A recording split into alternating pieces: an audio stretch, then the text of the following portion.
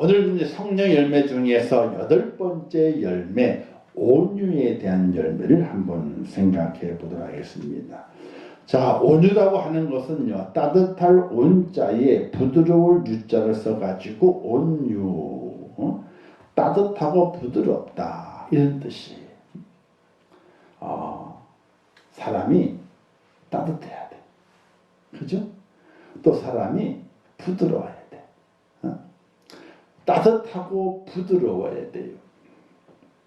원어는요, 파라오테스라고 하는 히브리 말을 사용하게 되는데, 통제된 힘, 절제되는 힘, 그걸 이제 온유라 이렇게 이야기를 하게 돼요.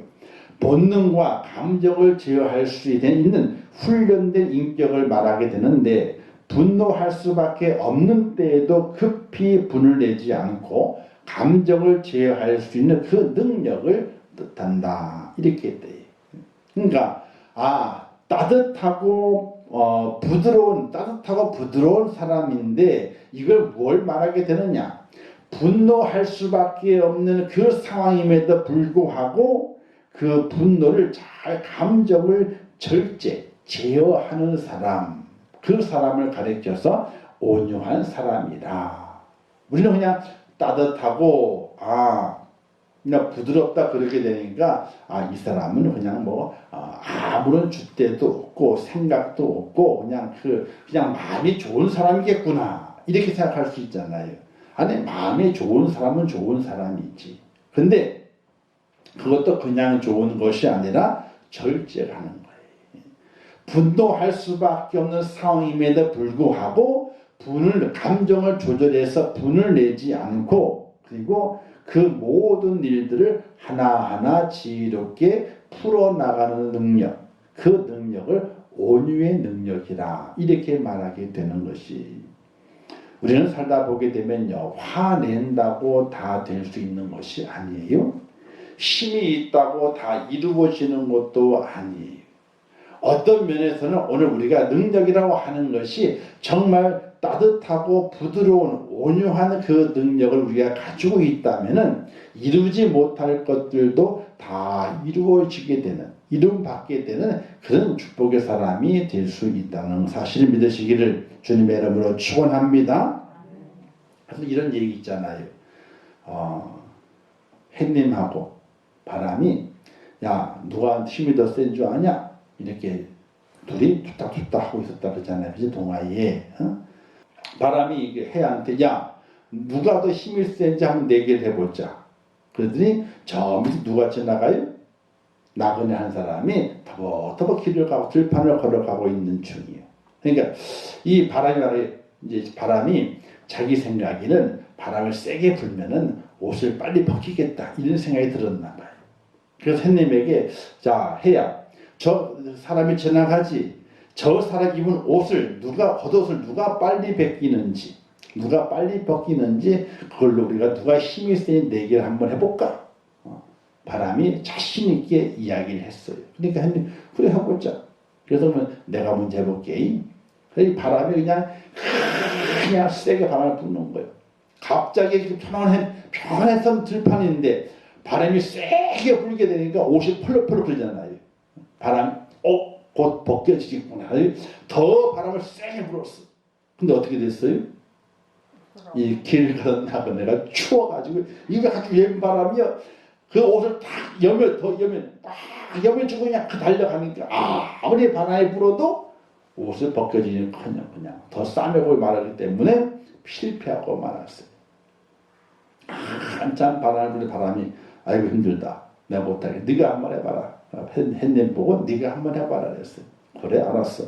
햇님이 갑자기 바람을 탁 불었더니 해가 찡 하고 떠가지고 따뜻한 해가 쫙 내리는 거예요. 그러니까 나가내고, 이거 하늘이 갑자기 왜 변덕져 있는 모양이, 바람 불더니 그냥 갑자기 왜 해가 또 찐대요. 좀 걸어가다가 어떻게 나가내가 땀이 송글송글 맺더니 더운 거야. 해는 근데 쫙 따뜻한 햇볕 쫙 내려지게 되니까 이 가는 나그네가 옷을 훌러덩 더워가지고 훌러덩 벗어요. 그러니까 바람이 내가 졌다 하는 그런 동화 얘기가 있잖아요. 그렇죠? 바람은 힘이잖아요. 내가 있는 힘, 그 사람을 괴롭히고 힘들게 하면서 뭔가 얻어내려고 하는 그 힘, 그 힘은 결국은 아무것도 얻지 못하지만은 사람에게 따뜻함을 주게 되면은 나중에는 결국은 원하는 것을 얻게 되는 힘을 가진 것이 된다. 뭐 이런 여러 가지 이제 그 목표를 가지고 그런 이야기를 하게 돼요. 오늘 우리의 삶에서 무엇을 가지고 이기는 것 참다운 이김이 되게 되느냐? 바로 이와 같이 온유한 마음을 가지고 사랑의 마음을 가지고 이겨내는 것이 진짜 이겨내는 것이 될 수 있다는 사실이에요. 자, 힘을 가지고 이겼습니다. 야, 꼼짝 마! 이겼어요. 그러면 그 힘 때문에 고개를 팍 숙인 자가 다음에 보자. 다음에 보자. 그렇죠? 너 힘 빠질 때 보자. 이런 마음을 가져요. 근데 사랑으로 녹이는 거예요. 사랑을 녹이는 거예요. 그러면 아이고 내가 이 사랑을 받을 자격이 없는데 나도 나중에 힘이 생기면 사랑으로 갚아야지. 사랑으로 갚아야지.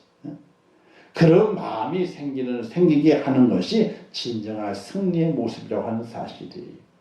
이 온유라고 하는 것은 분노의 감정을 내지 않고 감정을 제어하는 능력, 제어함을 통해서 나도 평화롭고 상대도 평화로운 그런 능력을 발휘하는 것이 바로 온유라. 싸워서 이기는 게 좋을까요? 싸우지 않고 이기는 게 좋을까요? 당연히 싸우지 않고 이기는 것이 좋아요. 싸우지 않고 이기는 건요, 서로가 승리하는 거예요. 윈윈 전략. 요즘은 한편이 승리한다. 이런 전략까지 다 망한대. 그래서 윈윈. 당신도 이기고 나도 이기자. 이렇게 전략을 펴야만이 승리의 열매를 거둔다는 것이 바로 온유가 바로 그거예요. 당신도 이기고 나도 이기고. 그래서 우리 그리스도인들은 온유한 마음, 따뜻하고 부드러운 마음을 가지고 이 땅에 살아가면서 서로 이기게 만들어주게 되는 그 능력을 소유해야 한다는 사실이에요. 자, 온유한 삶의 모범을 보여주신 누구냐? 첫 번째 예수님이셔요. 이 예수님께서 마태복음 21장 보게 되면 체포당하실 때가 있습니다. 겟세마네 동안 기도하시게 될 때에 대제사장과 로마의 그 부하들을 데리고 와가지고 이제 예수님 잡으려 할 때입니다. 이제 예수님 이제 잡으려 하게 될 때에 베드로가 대제사장의 몸종에 말고의 귀를 칼로 쳐가지고 떨어뜨리게 됩니다. 이때 예수님께서 그 귀를 만져줘가지고 다 고쳐주시면 이렇게 말씀하시게 돼요. 내가 하늘의 천사들을 10개 군단을 내려보내가지고 이들을 다 멸하고 내가 이렇게 나를 구원할 수 없는 줄 아느냐. 나는 그런 능력이 있다. 10개 군단이 있잖아요. 1개 군단이 보병이 4,000명이고 말 타는 사람이 600명으로 구성된 것이 1개 군단이래요. 근데 10개 군단이니까 얼마나 많아요. 그 천사를 내려보내가지고 이들 다 멸하고 내가 이렇게 다 물리치지 못할 줄 아느냐.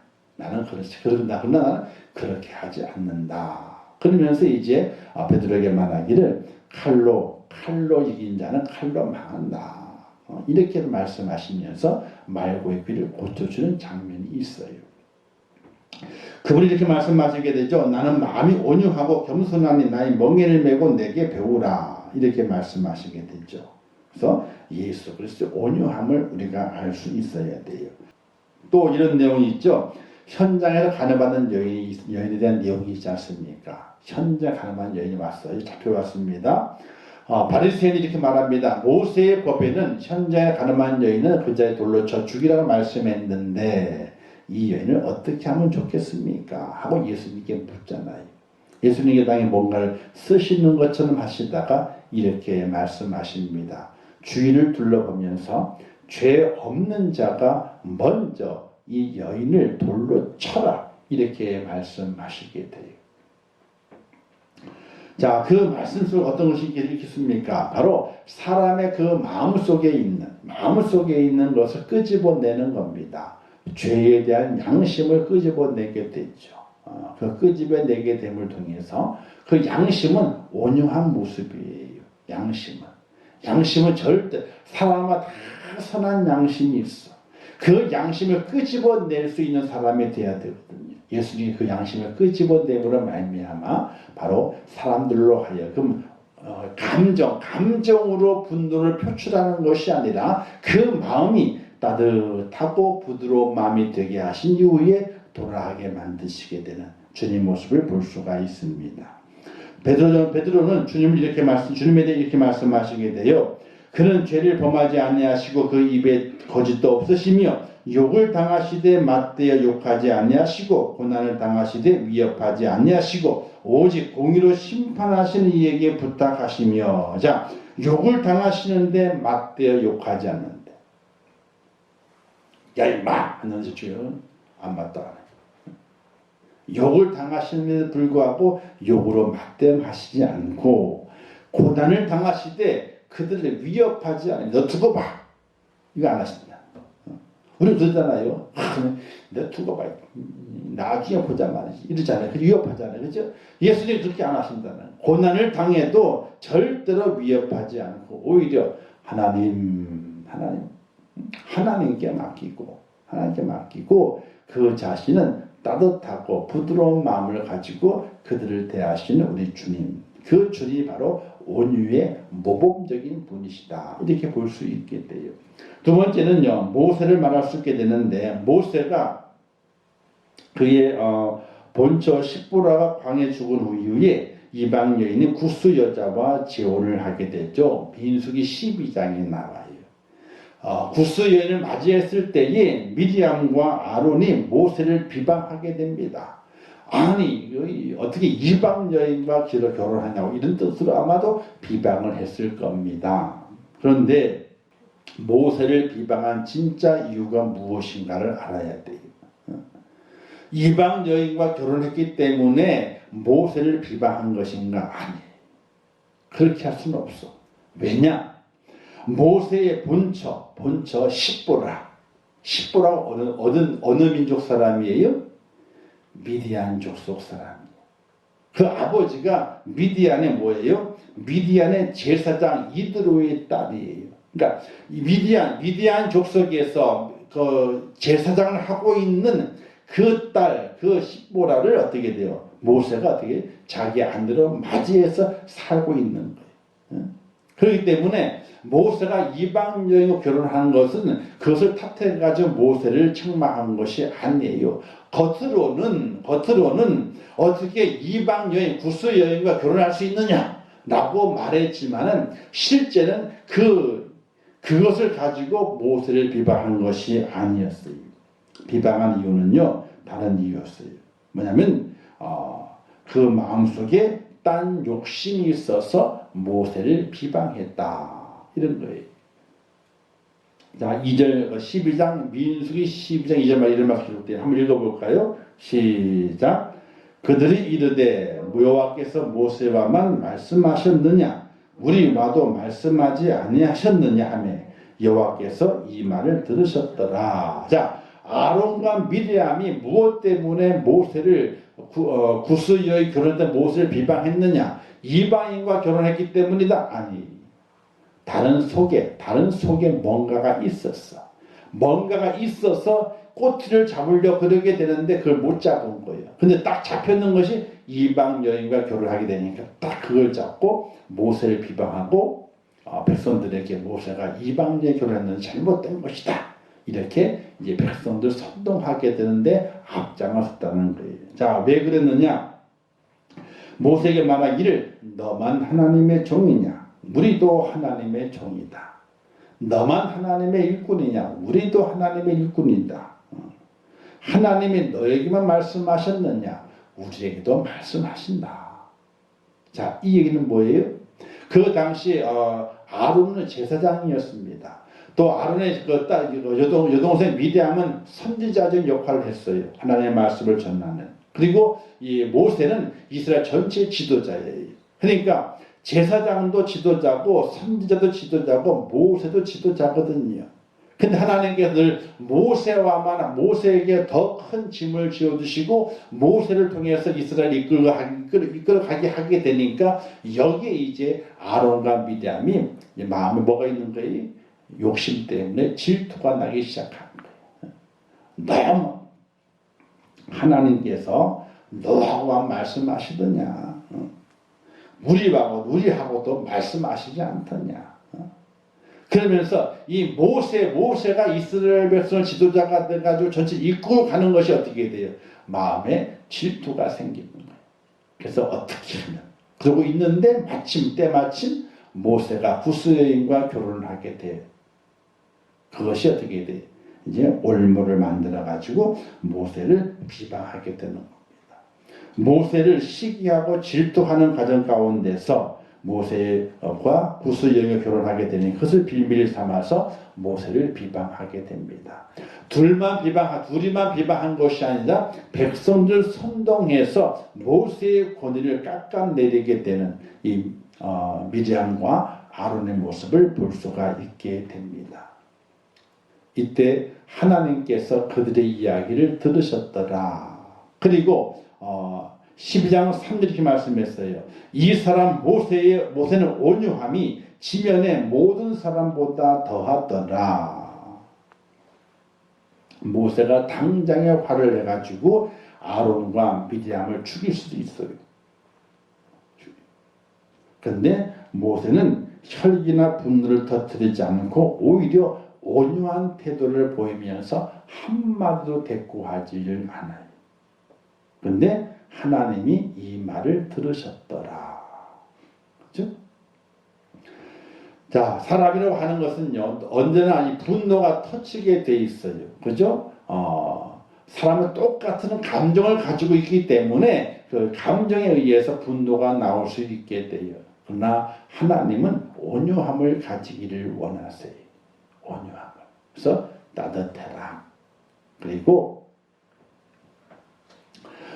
부드러운 마음을 가지고 어떤 일이든지 절제함을 통해서 너를 절제함을 통해서 하나님의 의를 세워가는 하나님의 사람이 되라고 우리에게 말씀하게 돼요. 여러분 살아가는 동안에 우리가 화낼 일 있잖아요. 화냈어요. 화를 낸 다음에 속이 후련해지게 돼요. 화낼 때는요 좀 후련해지는 것 같아. 화를 내보니까 후련해지는 것 같은데 화내고 난 다음에는요 어때요? 괜히 찜찜한 거예요. 그래서 이렇게 예를 들어요. 어떤 분은 화내지 않아야 되는데 감정을 잘못 다스려서 화를 냈더니 내 기분이 화장실에서 응아한 다음에 밑을 닦지 않은 것처럼 찜찜하더라. 이런 예를 들어요. 우리의 감정을 잘 다스려서 온유한 마음을 가지고 절제하고 가야 되는데 절제하지 못하고 화를 내게 되니까 찜찜하더라. 밑을 닦지 않은 것처럼 찜찜하더라. 이런 얘기를 하게 돼요. 우리 그리스도인들은 그런 찜찜함을 갖고 있는 것이 아니라 온유함을 가지고 우리의 감정의 분노를 다스릴 수 있는 다스리는 하나님의 사람이 되게 될 때에 그가 진정으로 평화를 누리고 하나님의 은혜를 누릴 수 있는 축복자가 될 믿으시기를 주님의 이름으로 축원합니다. 그러면 세상 사람들은 그래요. 저 사람은 화낼 줄도 모른다고 이렇게 뭐라 그래요. 그런데요 나중에는 그 사람이 이렇게 얘기를 해요. 야, 저 양반은 진짜 믿는 사람이네. 진짜 저 속에 예수가 들었나 봐. 이렇게 얘기를 해요. 겉으로는 얘기를 안 해요. 겉으로는요. 아이고 이렇게 얘기를 하죠. 아유 저 쪼다같이. 근데 저 밥만 드는데 그것도 못하고 말이지. 아무 얘기도 못하고 말이지. 본인이 잘못하지 않았는데 불구하고 억울한데도 불구하고 쪼다같이 말이지. 이렇게 얘기를 해. 겉으로는. 그런데 나중에는 자기들끼리 이야기하게 될 때는요.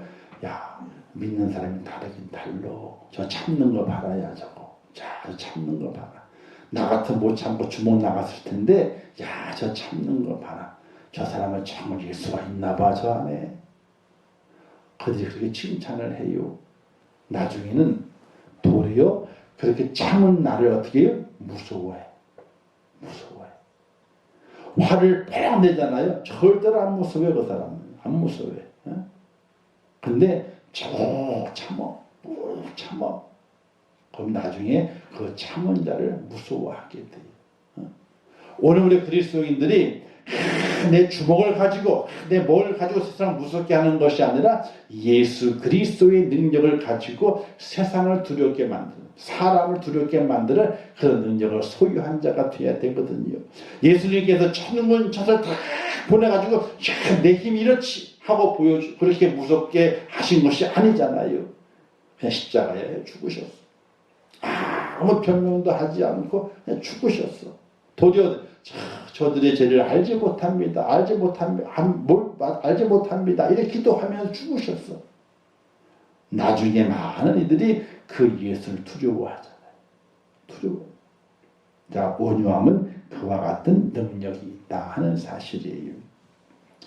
자, 우리가 그 온유한 열매를 맺어하는 이유는 어디에 있느냐? 갈라디아서 6장 1절 말씀이 이렇게 기록되어 있습니다. 함께 읽어볼까요? 여기 있는 말씀인데 시작.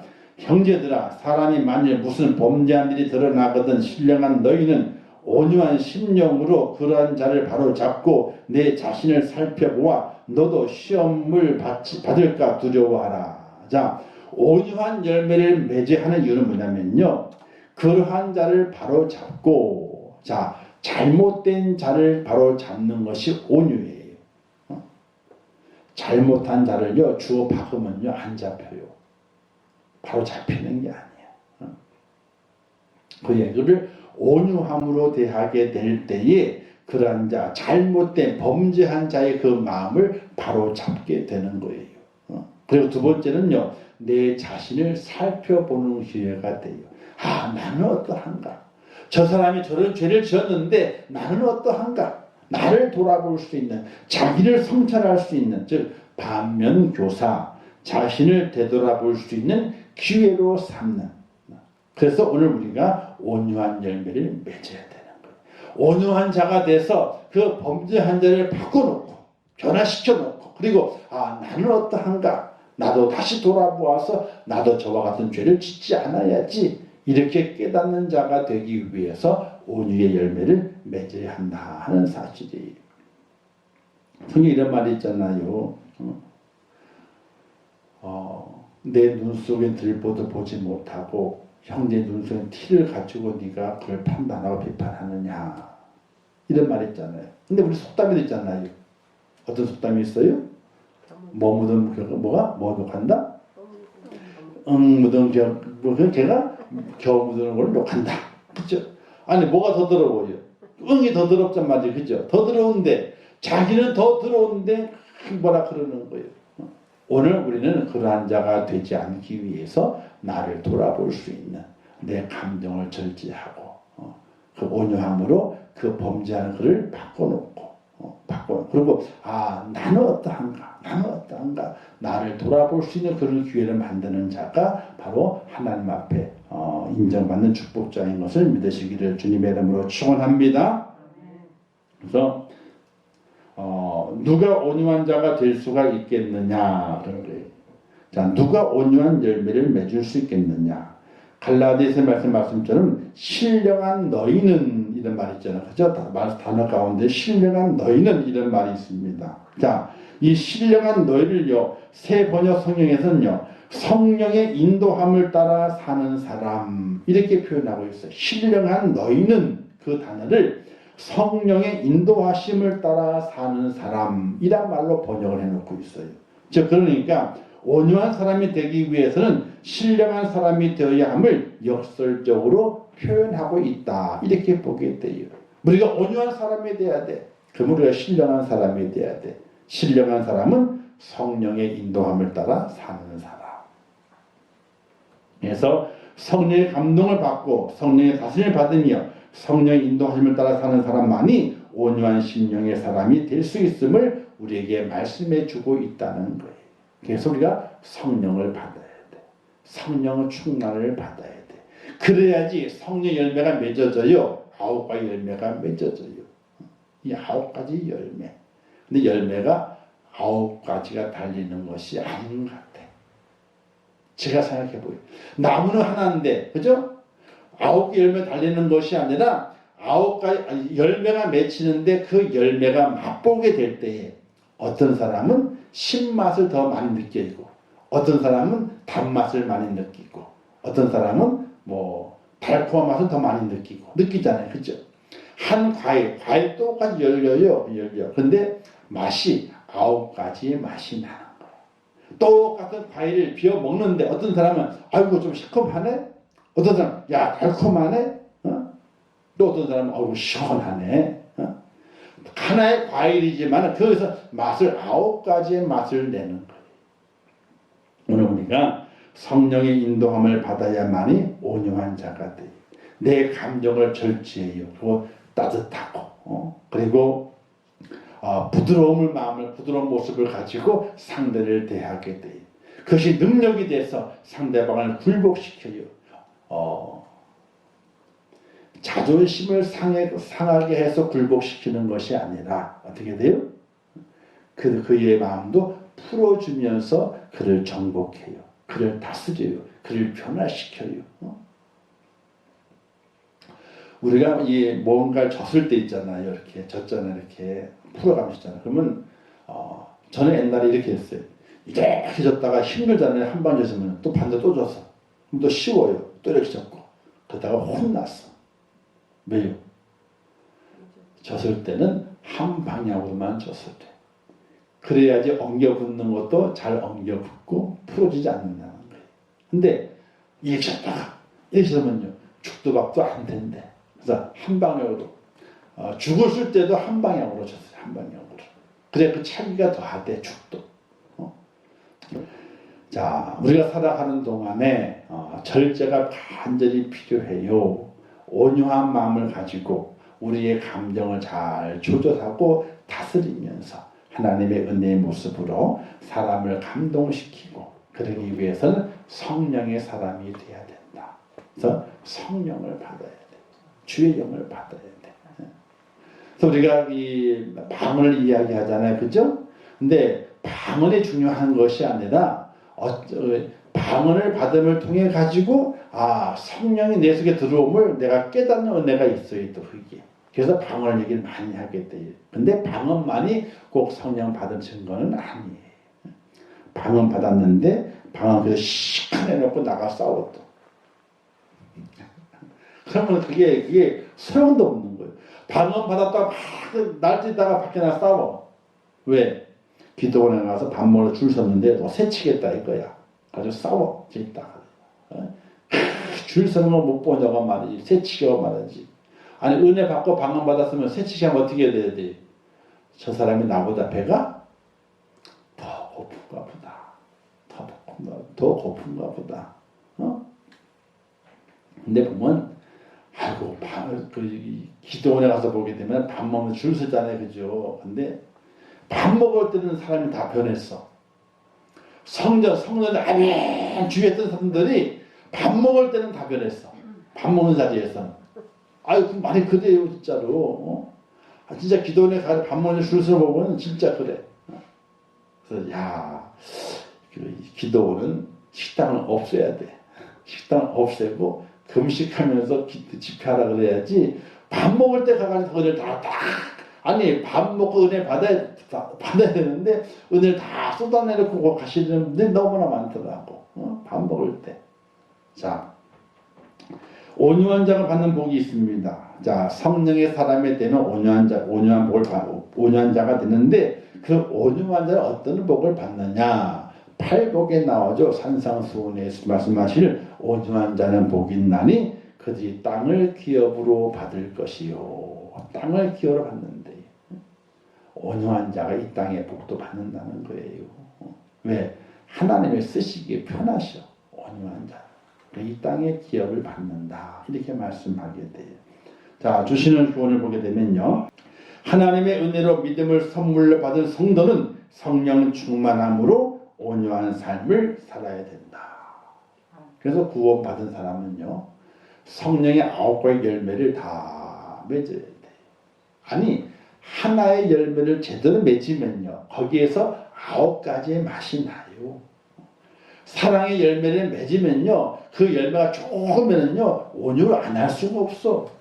다음 주에 배울 절제도 안 할 수가 없어. 다 할 수 있게 돼요. 그것만 있나? 충성도 하게 되고, 희락도 있고, 화평도 있고, 다 있는 거예요, 그 안에. 사랑 있는 사람이 딴 게 없다. 그건 사랑이 아니죠. 그죠? 그 사랑이 없는 사람이지. 사랑이 있는 사람, 그건 다 있는 거예요. 온유한 사람 안에 사랑이 없을까요? 아니요. 그 속에 다 있는 거예요. 오늘 우리 그리스도인들이 이 땅에 살아가면서 성령이 충만해야 돼. 성령 은혜가 있어야 돼. 근데 기도하시게 될 때에 아이고 뭘 주세요. 낫게 해줘. 그것도 중요하죠. 근데 가장 중요한 것은 하나님의 영으로 나를 채우세요.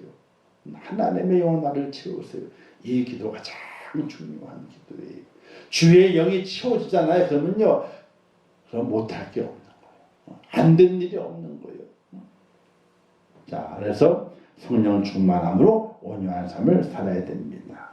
그래서 마태복음 7장 1절 말씀에 비판받지 아니하려거든 비판하지 말라. 시편 58절 말씀에는요, 때에 사람의 말이 의인에게 갚음이 있고 진실로 땅에서 판단하시는 하나님이 계시다 하리로다. 이런 말씀이 기록이 되어 있어요. 절대로 우리는 감정을 다 다스려서 우리의 입술로 비판하거나 판단하는 일에 우리는 절제를 해야 돼. 그걸 다스려야 돼. 눌러가야 돼. 그리고 우리는 따뜻하고 부드러운 모습으로 우리는 모든 사람을 대할 수 있는 하나님의 사람이 돼야 돼요. 그래서 불교는 참 좋은데, 그죠? 마음을 다스려잖아요. 마음 정진, 마음을 깨끗하게. 근데 거기는 구원을 이야기를 하지 않아. 구원 이야기. 우리 기독교는 구원을 말하잖아요. 구원받은 하나님의 사람은 성령에 충만해야 되고, 성령 충만한 사람은 열매를 맺어서 이 땅에 덕을 끼치는, 이 땅의 모든 사람의 덕을 끼치고 하나님의 그 사랑을 보여줄 수 있는 믿음의 사람이 되라. 이렇게 말씀하게 돼요. 이걸 꼭 기억하시면서 내가 성령의 열매를 맺어야 되는데, 성령의 열매를 맺어야 되는데, 그래서 하나님의 뜻을 전하고 이 땅에 덕을 끼치며 유익을 끼치며 살아가는 하나님의 사람이 되어야 되는데, 하나님 나를 그런 사람으로 만들어 달라는 간절한 기도 속에서 성령의 열매를 꼭 맺고, 특별히 온유의 열매를 맺어서 부드럽고 따뜻한 마음을 가지고 이 땅에 주의 사랑을 펼쳐내는 귀한 여러분 되시기를 주님의 이름으로 축원합니다. 기도하겠습니다. 하나님 아버지, 은혜를 감사합니다. 저를 사랑하실 시간 불러주시고 주 안에 세워주신 아버지 하나님, 날마다 주의 뜻과 은혜 가운데 있게 하시고 주의 사랑으로 저희를 온전케 하여 주시기를 원합니다. 온유한 마음을 가진 하나님의 사람이 되기를 원합니다.